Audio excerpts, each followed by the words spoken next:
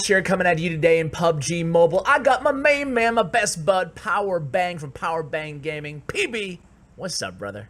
What's up, Ash? Thanks so much for having me, dude. It's always a pleasure to come onto your channel. And what is going on to all the folks watching? It's good to be here. Yeah, dude, it is great to have you. You know, I figured what better way to kick off doing pro tips in PUBG Mobile. It's going to be a new series here on CWA Mobile Gaming, than to invite the guy who, not only are we or best of friends going back years, but dude, your channel is blowing up on PUBG Mobile. How does it feel, man? Man, I don't know. It's still kind of surreal to me right now because honestly, I mean, you know the deal, man. We've been grinding, right, for the last several years doing this content thing, and it's not like the growth has been upsetting in the past. I've had steady, constant growth, but the way the graphs are turning right now is encouraging to say the least, and I've been super excited to, you know, really kind of be rewarded for something I really enjoy playing. Yeah, the thing that strikes me about you too, everybody who's watching should subscribe to Powerbang Gaming if you're not already. By leagues, he's the best guy around, in my opinion, for PUBG Mobile. And the one thing that struck me about you, we'll get into tips in just a moment here, but I have to ask, how did you, it seemed like so fast, you picked up the game and it seemed like a few weeks later, not only were you really good, but you also had a really good taste for what type of content people were looking for. You know, what type of videos do the best for you, just out of curiosity, and how do you come, you're doing double uploads right now, how do you come up with enough content ideas? It seems like you have no shortage of them.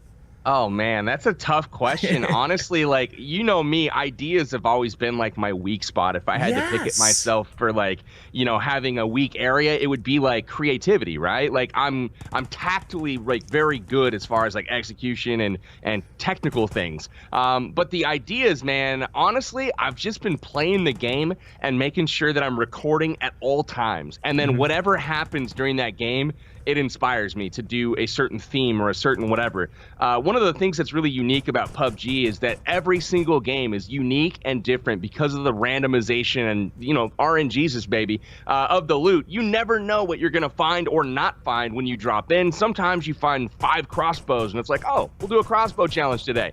And it's something I just kind of have on, you know, I don't know, queue, I guess, like a list of topics that I'd like to do. And then based off of what I find, we just, you know, pick one and roll with it.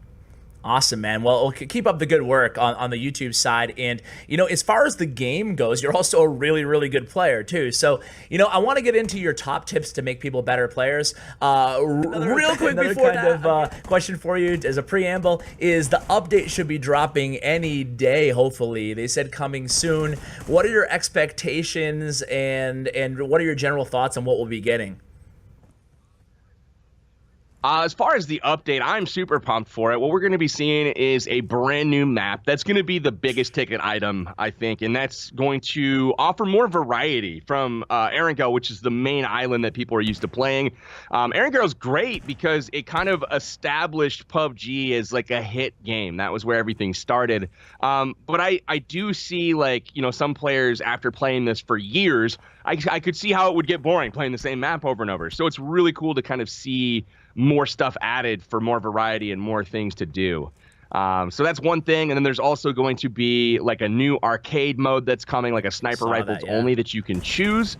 And for people like me that like to snipe, that's super fun to be able to kind of pick like snipers only. I want to train at this and, you know, improve your aim. There's a whole lot of other stuff too. No, it's I don't cool want to too. ramble Like on new too much. weapons and stuff. I saw your videos on the update. I'll link them below in case you guys are interested.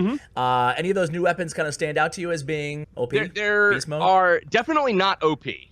There are a couple that are in the game now that are definitely serviceable, and one is kind of, I don't want to call it gimmicky, but more just like nostalgia, and which I can respect as well. The Winchester 94 got put into the game, and it's a lever action rifle that dates back to like the 1800s, right? So this is like what people were using in the Wild West, shooting from horseback.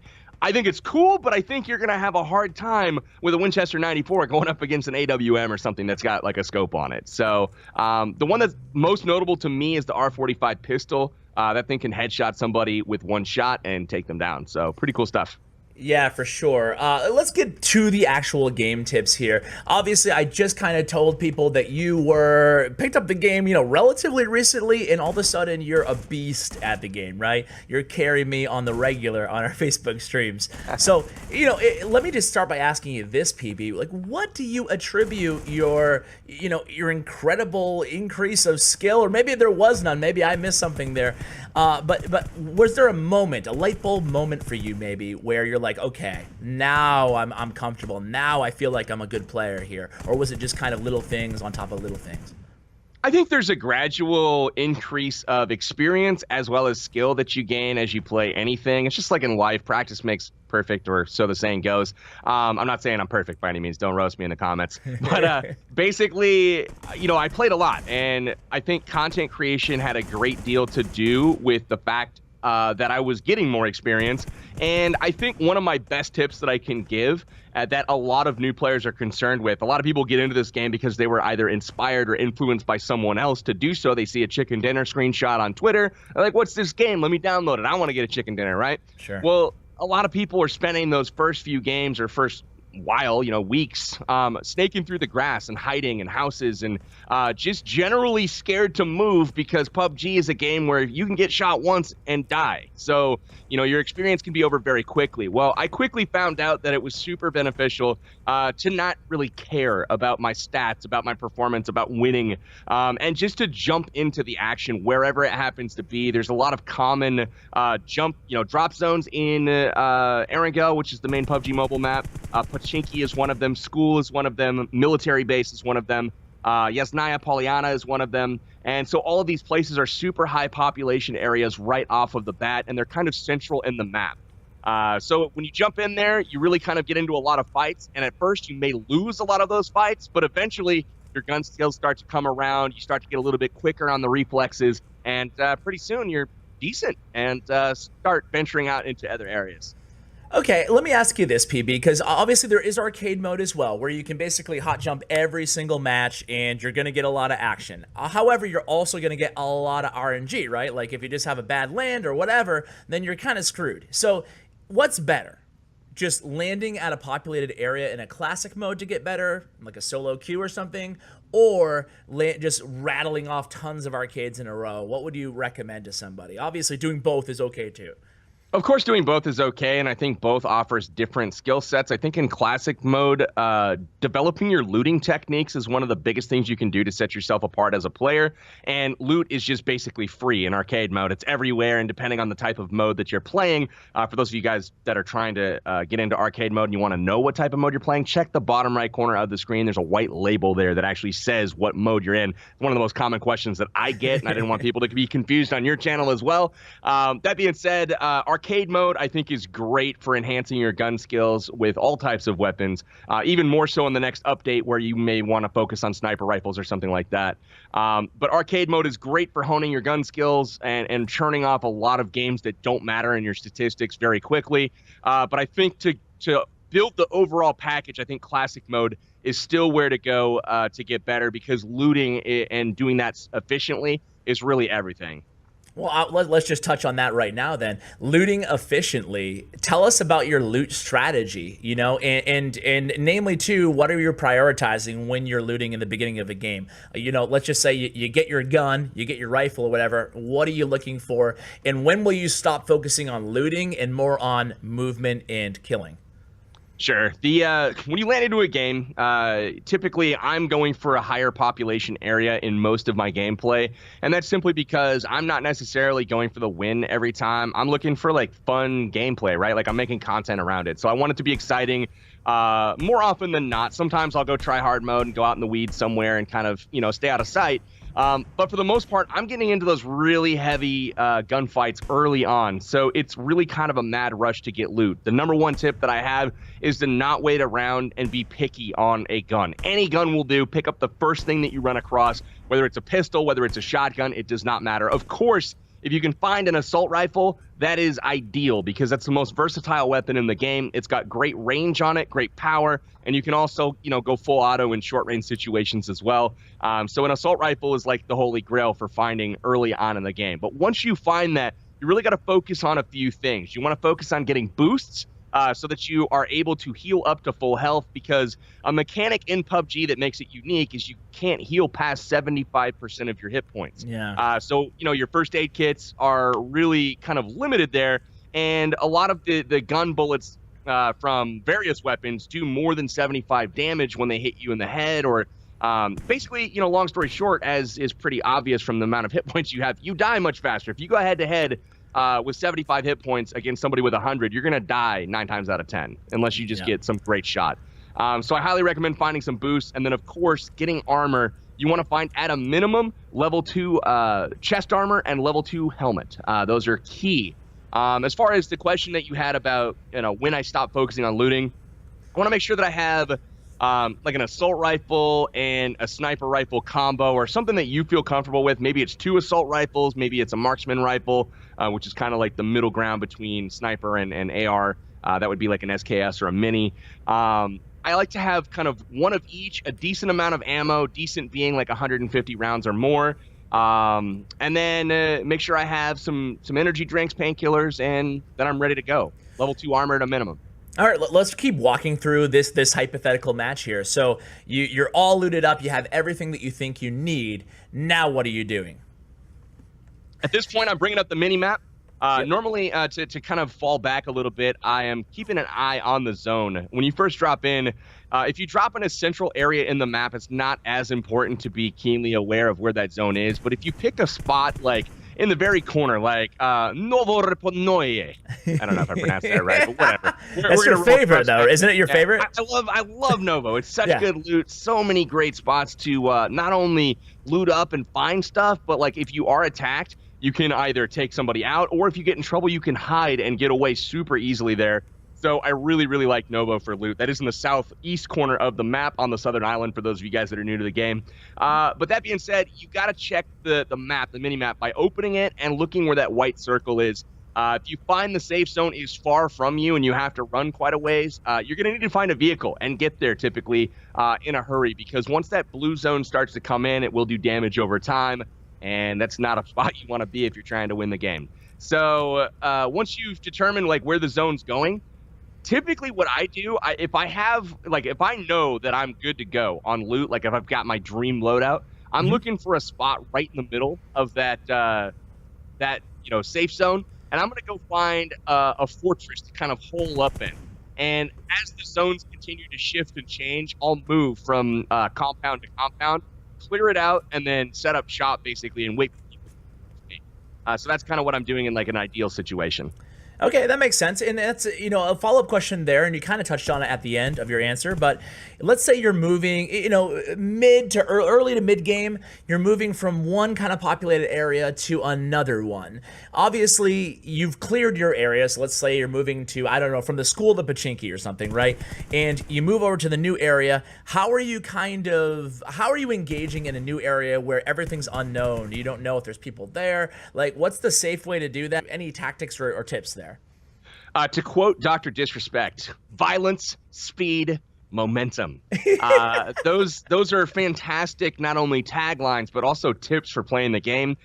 Typically, to fall back on, I think some of your other guests are going to speak to this point, audio is absolutely crucial.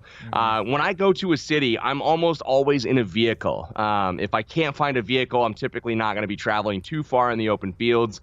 So yeah, I'll look for a vehicle, prioritize that early, make sure that I've got something for transport. And then when I drive to a new city, for example, say Pachinki, if I come in from the north, like where you're coming from school, I'm going to drive up to the edge of the city very quickly. I'm going to be scanning all of the windows as I drive up, looking for people. And I'm going to pick a building that I feel like is an ideal position to set up shop in, and I'm just going to basically dedicate myself to that building. I'm going to drive up at 100 kilometers per hour, slide to a stop right up against the wall to minimize any angles I can be shot at, and immediately jump through a window.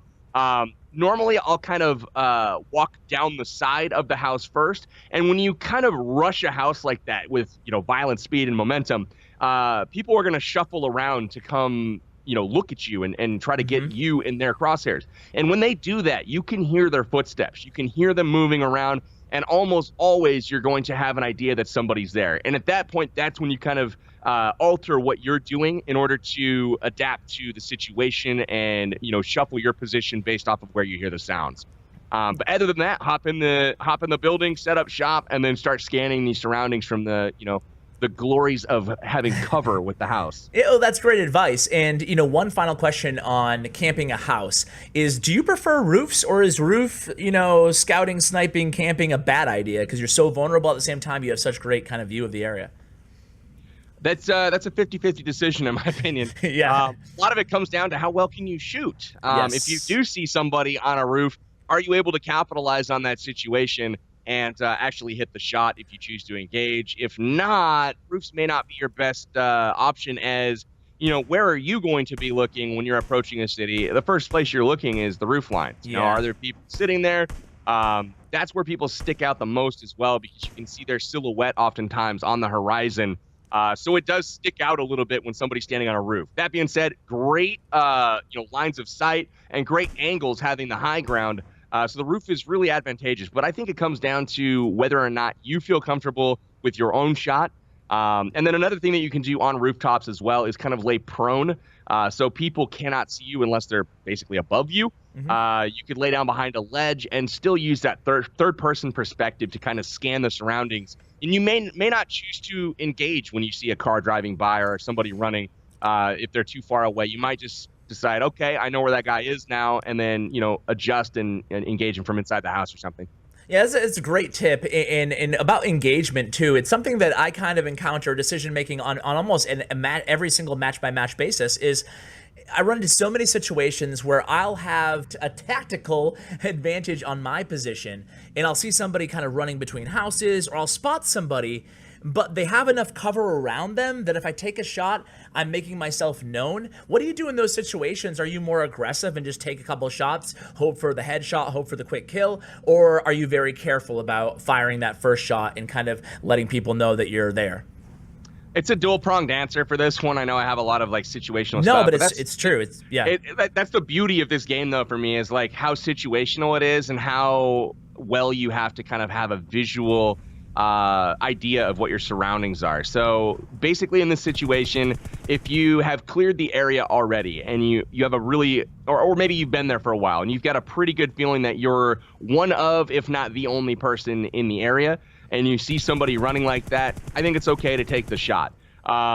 If you don't know where people are, or you haven't been somewhere very long and you see somebody running, definitely do not take the shot. Wait till you have something better. If they're going to be running behind a house, oftentimes there's going to be a shot that's better for you about 30 seconds after the fact. Once they go in the house, inevitably loot the bottom floor, run up the stairs, and then peek the upper windows, that's when you want to take your shot. When they stick that head in the window, they're holding still, scanning with their scope, that's when you pop up and pop a head or something. But yeah, that's one of the weakest parts of my game right now, is I am always looking for that clip, right? What can I put on Twitter that's going to get views? So I see somebody like with, you know, a sliver of daylight, dude, I'm flicking the no scope, man. Sure.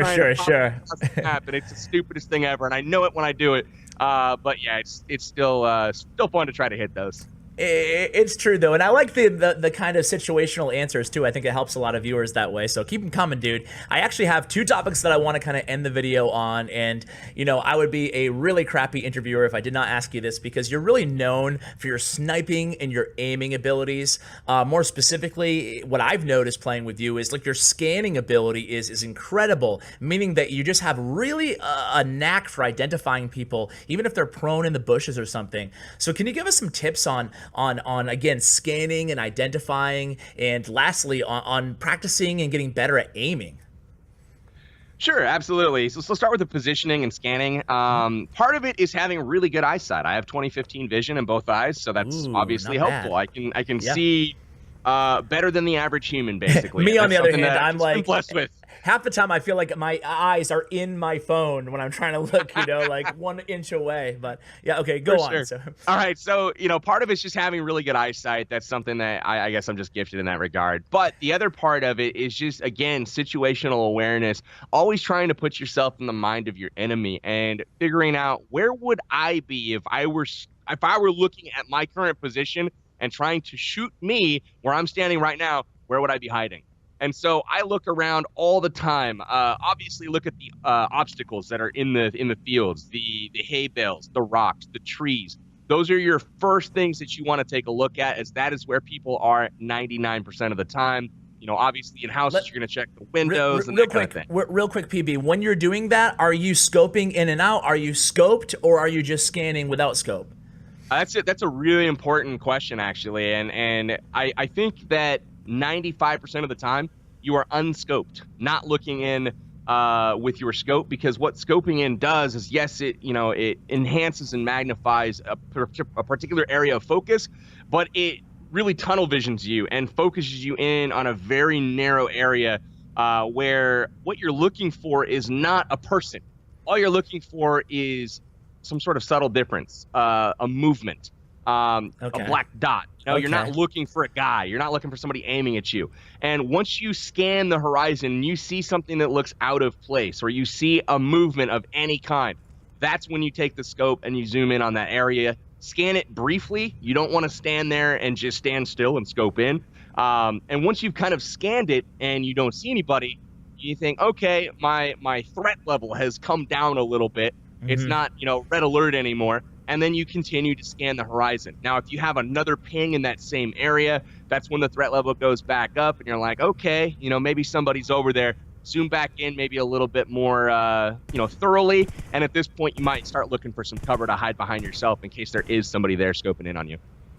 That's great advice. And okay, so you do identify somebody. Let's say two situations. Number one is you spot them first. Number two is you just see someone firing at you and you still haven't quite gotten to where they are. Obviously, you know the direction they're firing from. How do you handle those situations? Obviously, when you identify them first, you're going to shoot them. But, any tips, again, going back to the aim and stuff?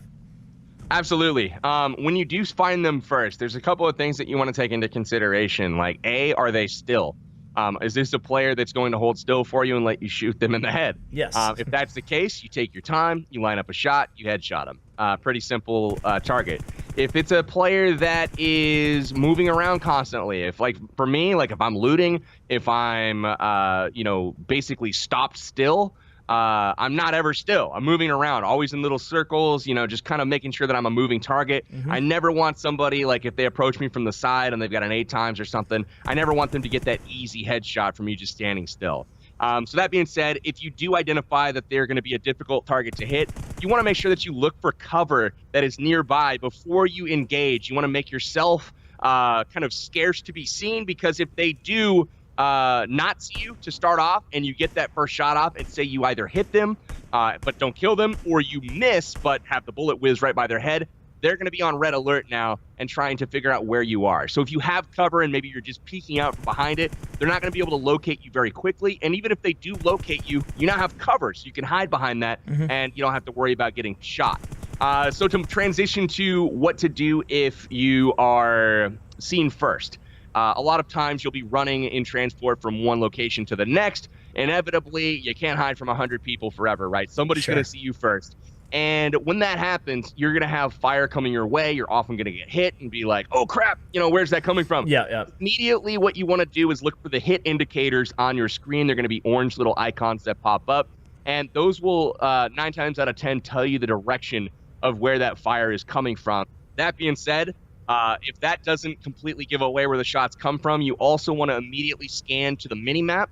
And up there will be orange little beacons that pop up where those gunshots come from. And not only will they tell you the direction, but they'll also tell you the distance. So the quicker that you look to that mini-map, the more information you'll be able to get about where that enemy actually is. Oftentimes, it's pretty far away. And you'll have an idea that, okay, this guy isn't directly next to me. Obviously, volume of sound helps as well in that, identification process.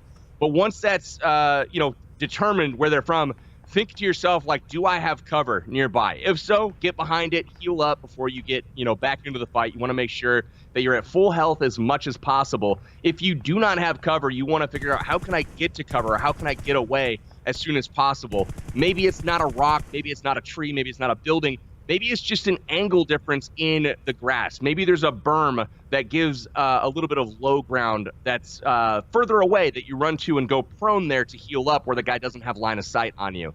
That being said, if you're really in a bad situation, return fire in the direction the shots came from. You may not see the enemy themselves, but you know the direction that he's shooting you from based off of all the indicators that I just gave you. So return fire in the direction, and that more often than not is going to force whoever it is, in their eyes, they're sitting there thinking, this guy has no idea where I am. I'm going to kill him. Sure. And instead of that, they're going to be like, oh, crap, he sees me. He sees me, yeah. So, you can force them back into cover. And then once they're there, at that point, you can regroup a little bit, and it buys you time to get out of dodge without dying. Great advice, PB. Dude, I feel like we could talk for 2 hours about PUBG Mobile. You have such a wealth of knowledge, and hey, that's why you have a YouTube channel covering the game. But hey, dude, before we let you go, you do have you're giving away like an iPhone or Android. You have a giveaway going on, right? I want to try to get you to 400,000 subscribers. That way I have a chance at the free phone, baby.